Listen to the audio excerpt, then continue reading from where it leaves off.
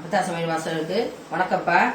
நான் ஏற்கனவே சொல்லியிருக்கேன் உணவு முறைகள் பட்டியலிட்டு சொல்லியிருக்கேன். அது முறையில் இப்போ சொல்லி கொடுத்துட்ருக்கேன். செர்லாக் தயார் பண்ணியாச்சு, ஆப்பிள் சாதம் தயார் பண்ணி காமிச்சிட்டேன். இப்போ நிறைய பேர் சொல்லியிருந்தீங்க, எனக்கு எங்கள் வீட்டில் எங்களுக்கு அப்பத்தா எல்லாம் போயிட்டாங்க, உங்களை வீடியோவில் பார்க்கும்போது எனக்கு அழுகையாக இருக்குது, இப்படி ஒரு அப்பத்தா இல்லையே சொல்லிட்டு அப்படின்னு சொல்லியிருக்கீங்க. உங்களோட அன்புக்கும் பாசத்துக்கும் நான் ரொம்ப கடமைப்பட்டிருக்கேன். எதை பற்றியும் நீங்கள் ஃபீல் பண்ணாதீங்க. உங்களுக்கு எப்பப்போ உங்களுக்கு என்னென்ன டவுட் கேட்கணுமோ அப்போ இந்த அப்பத்தாட்ட கேட்டுக்கோங்க. இன்னைக்கு அதே முறையில் அடுத்த நாள் நம்ம என்ன குழந்தைக்கு கொடுக்க போகிறோம், எங்களோட பேத்திகளோட பேரனோட குழந்தைகளுக்கு என்ன கொடுக்க போகிறோம், அதைத்தான் நம்ம இன்னைக்கு செஞ்சு காமிக்க போகிறோம். இன்னைக்கு நம்ம கேரட் சாதம் செய்ய போகிறோம். இப்போ பாருங்க,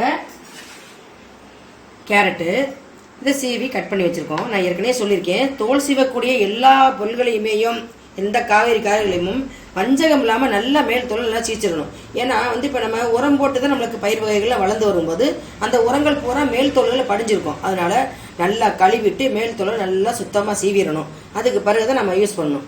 அந்த முறையில் இந்த கழுவி வச்ச கேரட்டு, இது கட் பண்ண கேரட்டு பாருங்க. 6 மாதம் குழந்தைக்கு இந்த மாதிரி ஒரே ஒரு கேரட் தான் தோல் சீவிட்டு போட்டிருக்கேன். கேரட் சாதம் செய்யும்போது நீங்கள் இப்போ வீட்டில் இப்போ பாசிப்பருப்பு ஏதாச்சும் வேக வச்சிக்கலான்னு பாருங்கள். சாம்பாருக்குன்னு வேக வச்சுருப்பீங்க, கூட்டுக்குன்னு வச்சுருப்பீங்க. அது இருந்தால் கூட ஒரு 1/2 டீஸ்பூன் சேர்த்துக்குங்க. அது இன்னும் நல்ல டேஸ்ட் இருக்கும். இந்த கேரட் சாதம் சாப்பிட்றதுனால குழந்தைகளுக்கு இன்னும் கொஞ்சம் கலர் நல்லா கிடைக்கும். அதனால் இந்த கேரட் சாதம் நம்ம இன்றைக்கி செஞ்சு குழந்தைகளுக்கு கொடுப்போம். இந்த பாருங்கள், குட்டி குட்டியாக கட் பண்ணி வச்சுக்கோங்க. கொஞ்சம் சுடுதண்ணி பாயில் பண்ணிக்கோங்க. இப்போ சுடுதண்ணியில் இந்த கேரட்டு, அதாவது சொல்லியிருக்கேன், தோல் நீக்கி கழுவுன கேரட்டை குட்டி குட்டியாக கட்டி வச்சுருக்கோம். இதில் சேர்த்து வேக விட்டுருவோம். இது ஆப்பிள் மாதிரி சீக்கிரம் வேகாதுப்பா. இது கொஞ்சம் டைம் எடுத்துக்கும், ஒரு 5 நிமிஷம் வேகும். நல்லா வெந்த பிறகு நம்ம இதை எடுத்து குழந்தைங்களுக்கு கொடுப்போம். நம்ம குட்டி குட்டியாக வெட்டி போட்ட கேரட்டு நல்லா வெந்துருச்சு. இப்போ இறக்கிடுவோம். இதை கேரட்டை மிக்சியில் சேர்த்துப்பா. எப்போவுமே காய்கறி வேக வச்சு தண்ணியை வேஸ்ட் பண்ணக்கூடாது. முதல்ல அந்த கேரட்டை முதல்ல சுத்த விட்டு அப்புறம் சாதம் சேர்த்து போட்டு அந்த தண்ணியும் சேர்த்து நம்ம அடிச்சிடணும். இப்போ முதல்ல கேரட் அடித்தாச்சு. இது கூட என்ன செய்யணும், நம்ம குழந்தைங்களுக்கு தேவையான சாதம் 1 ஸ்பூனோ 2 ஸ்பூனோ மாதிரி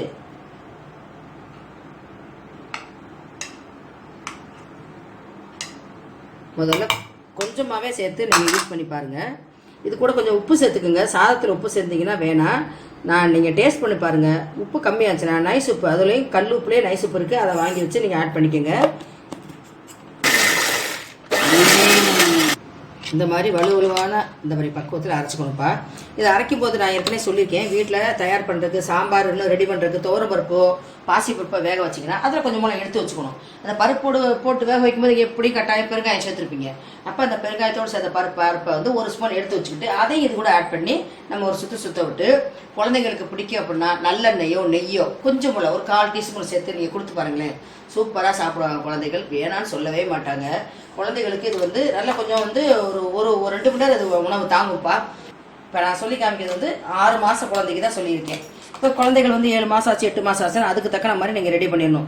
பல்லு முளைக்கிற வரைக்கும் இந்த மாதிரி நீங்கள் கொடுத்து பழக்கணும். இப்படி மிக்சியில் அடித்து கொடுக்க தான் அவங்களுக்கு தெரியும், அவங்களுக்கு சாப்பிட முடியும். பல்லு முளைச்ச பிறகு நம்ம கைனாலே நசுக்கியில் மஞ்சட்டில் போட்டு நல்லா கடைஞ்சி அந்த மாதிரி கொடுக்கலாம். அப்போ அதை எப்படி கொடுக்கணும் அதையும் நான் சொல்லி காமிக்கிறேன். இந்த பக்குவத்தில் எடுத்துகிட்டு நான் சொல்லியிருக்கேன் ஏற்கனவே நல்லெண்ணெயோ நெய்யை சேர்த்து கொடுங்கன்னு சொல்லிட்டு அந்த மாதிரி பக்குவத்தில் செஞ்சு கொடுங்க. குழந்தைகள் விரும்பி சாப்பிடுவாங்க.